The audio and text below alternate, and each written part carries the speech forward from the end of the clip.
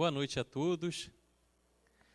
Então, dando sequência às nossas formações antes da Santa Missa, acerca justamente da própria Santa Missa, hoje nós vamos falar da liturgia da palavra.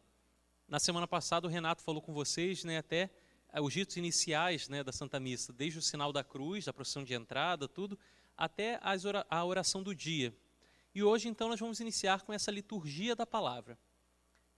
Eu não lembro se o Renato já comentou sobre isso, mas a missa é dividida em algumas partes, Nós temos os ritos iniciais, tem a liturgia da palavra, a liturgia eucarística e os ritos finais.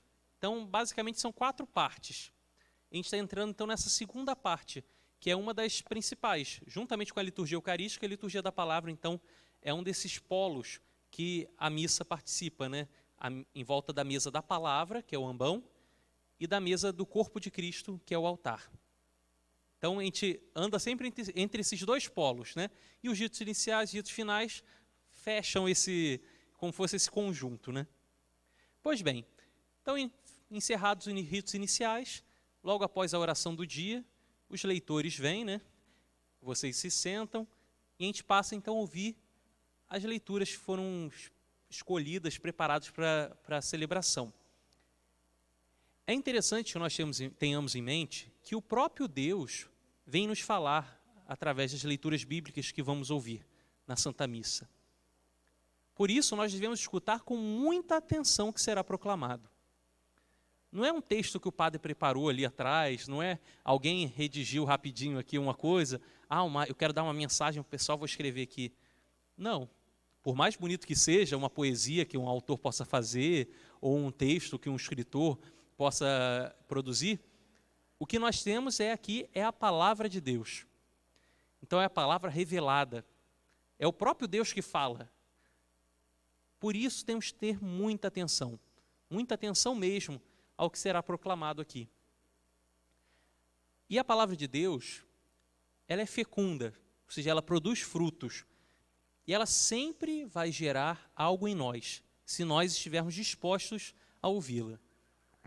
O profeta Isaías tem uma passagem no capítulo 55, versículo 10 a 11, que inclusive dá origem a uma música que é bem comum a gente cantar de aclamação, que diz o seguinte: tal como a chuva e a neve caem do céu, e para lá não volvem sem ter regado a terra, sem a ter fecundado, e feito germinar as plantas, sem dar o grão a semear e o pão a comer, assim acontece a palavra que minha boca profere.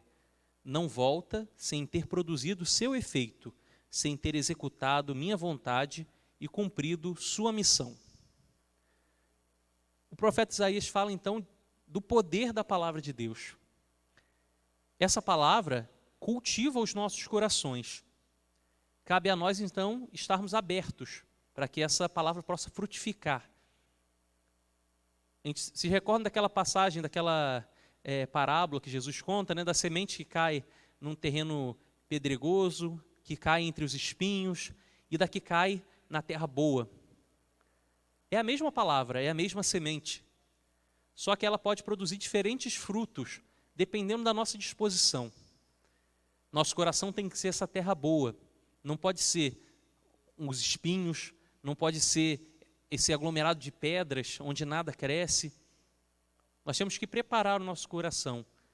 Assim como o agricultor vai arando a terra, preparando, adubando para que possa crescer, nós também temos que fazer isso. E como fazemos isso? É nos colocando dispostos, vindo à Santa Missa preparados, para poder receber aquilo que o Senhor tem a nos dizer. Pois bem, a liturgia da palavra compreende o período entre a primeira leitura até as preces, logo antes do ofertório. Esse é o pedaço, então, da Santa Missa que nós estamos falando, que é a liturgia da palavra. E falando sobre essas leituras, é importante dizer que elas não são escolhidas ao acaso. Então, não é tipo assim, nós escolhemos ali atrás, qual a leitura que vai ser mais interessante? Não é assim. Nós temos aqui o lecionário, que é um livro promulgado pela igreja, que tem, então, os textos que vão ser lidos nas Santas Missas. Esse é o lecionário dominical, ou seja, é o lecionário que nós usamos nas missas dos domingos. que no caso, no sábado à noite, a gente já celebra a liturgia do domingo. Temos também o lecionário semanal, que é mais um livro, e o lecionário, que é o santoral, que nós chamamos, que é com as leituras referentes ao dia dos santos, das festas, solenidades. É curioso, então, que a gente tenha isso em mente, é importante nós tenhamos isso em mente. As leituras foram escolhidas pela igreja, não foi por uma pessoa ou outra, foi pela igreja.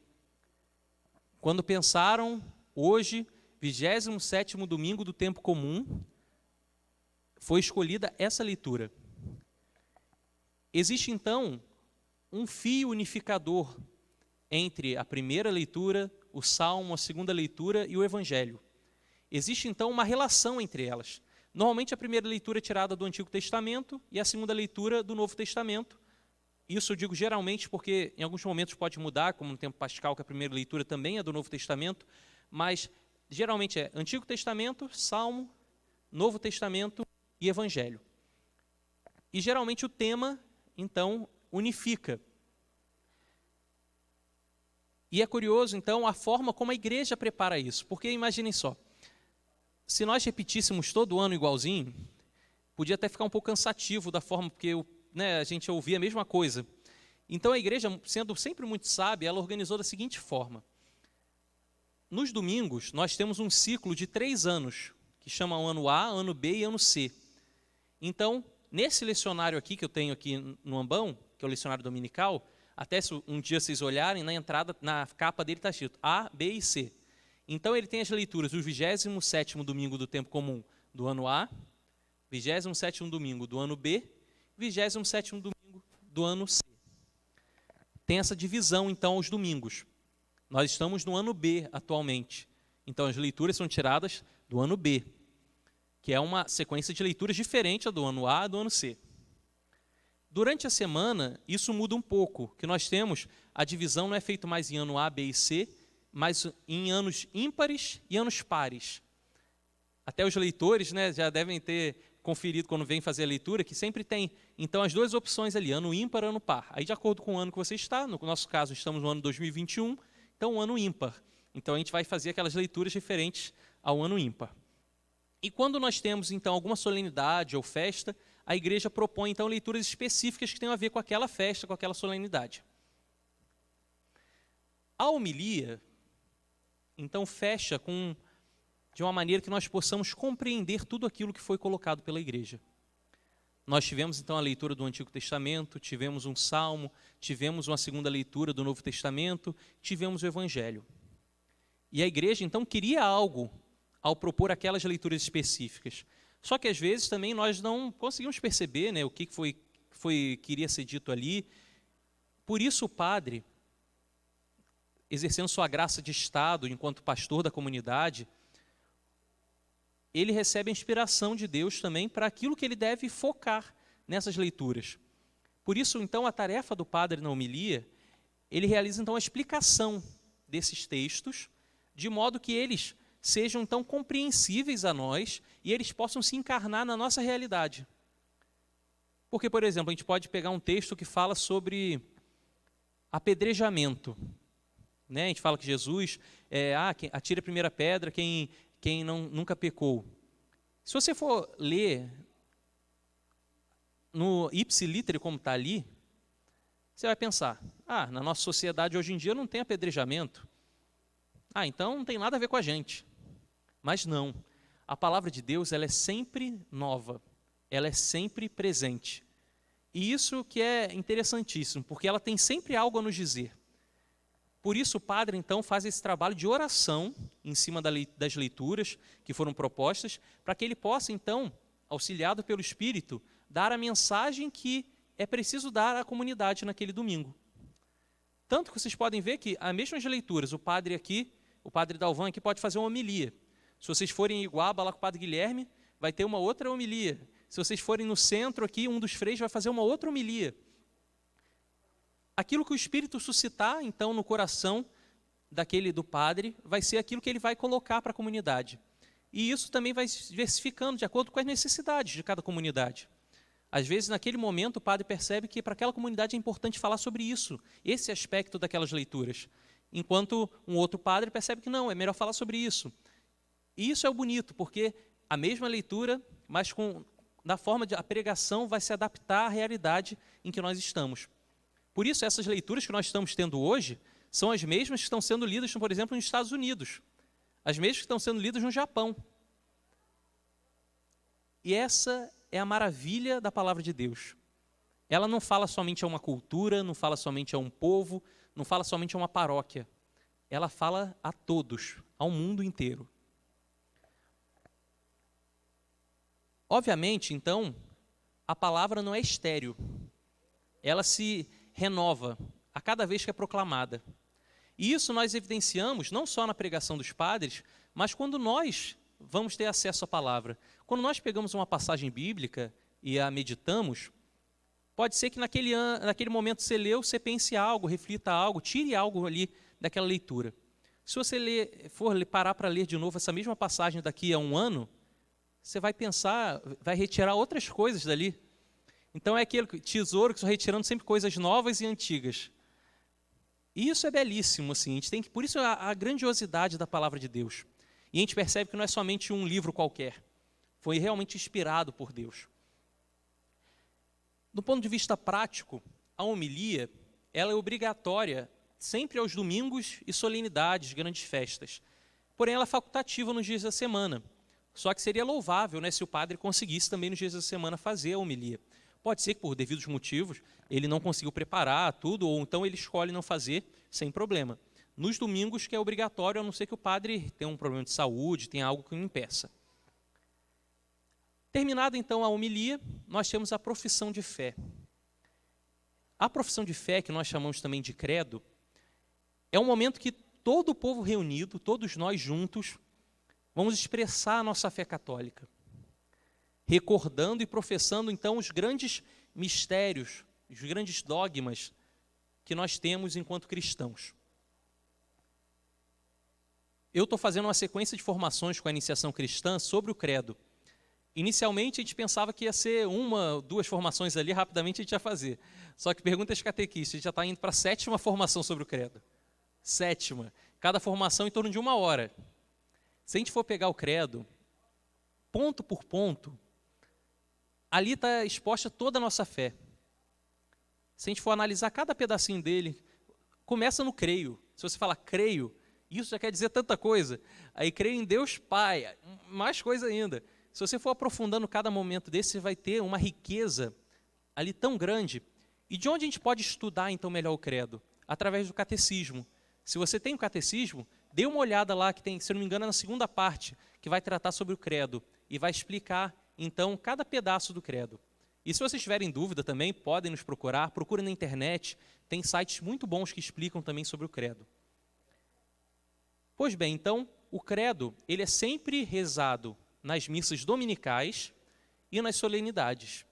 Nos dias de semana ele é omitido, justamente porque ele tem essa característica solene.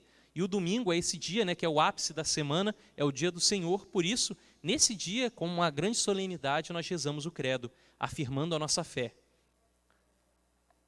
Depois, então, do credo, nós temos a oração universal, ou então também chamada de oração dos fiéis, ou as preces. E esse é o momento em que nós elevamos a Deus as intenções que a comunidade traz. Nós temos, né, no início da missa lá, a leitura das intenções foram colocadas. Só que aqui cabe até dizer uma coisa que muito importante. Muitas pessoas ficam mais preocupadas em que seja lido o nome do que realmente rezar pelaquela intenção. Nós podemos, que ótimo, o comentarista vai ler as intenções, vai colocar, o padre vai rezar nessas intenções. Só que cada um de nós pode colocar também suas intenções, as intenções que traz em seu coração. Não é porque não foi dito no microfone que aquela oração, aquela intenção também não está sendo rezada por ela. Por isso, às vezes, se acontecer, por algum erros acontecem, né? Às vezes não foi lida ali no início, ou a gente se esqueceu de colocar, algum problema acontecer, não fique preocupado. Você trazendo em seu coração, Deus vai receber também essa intenção. Não é porque foi falado no microfone, Deus não é surdo, né? Ele, na verdade, ele escuta muito bem, escuta até quando nós não falamos, ele escuta o nosso coração. Por isso, se você traz essa intenção no seu coração, O momento das preces, então, é esse momento de colocar essa intenção. Colocar diante de Deus, pedindo pela comunidade, pedindo pelo pastor, o padre Dalvan, no caso, ou pelo Papa Francisco, o nosso bispo, pedir por aqueles que estão passando por dificuldades financeiras, dificuldades de saúde, pelas pessoas que estão passando por diversos problemas familiares. É um momento de rezarmos, colocarmos essa intenção enquanto comunidade. É um momento, então, para deixarmos de lado o egoísmo e de deixarmos de rezar só por nós mesmos, para rezar como um todo, enquanto comunidade, e levarmos a Deus as nossas intenções.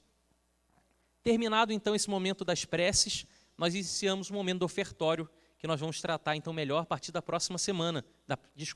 Próxima semana nós temos a festa, nós não vamos ter essa pequena formação, mas na outra semana voltaremos falando, então, sobre o ofertório, para a gente dar continuidade com a Santa Missa. Então, uma ótima missa a todos, e já vão colocando em prática um pouco o que a gente vai falando, né? Então, hoje, a gente falou sobre a liturgia da palavra, vão vivendo melhor esse momento também já nessa missa, né? Vão escutando melhor o que Deus tem a falar através das leituras, prestando mais atenção na própria homilia do padre, até porque ele faz com muito cuidado, com muito zelo, e sempre inspirado pelo Espírito para que possa nos dizer aquilo que precisamos ouvir. Então, com muita atenção, vamos já nos preparando para a Santa Missa. Louvado seja nosso Senhor Jesus Cristo.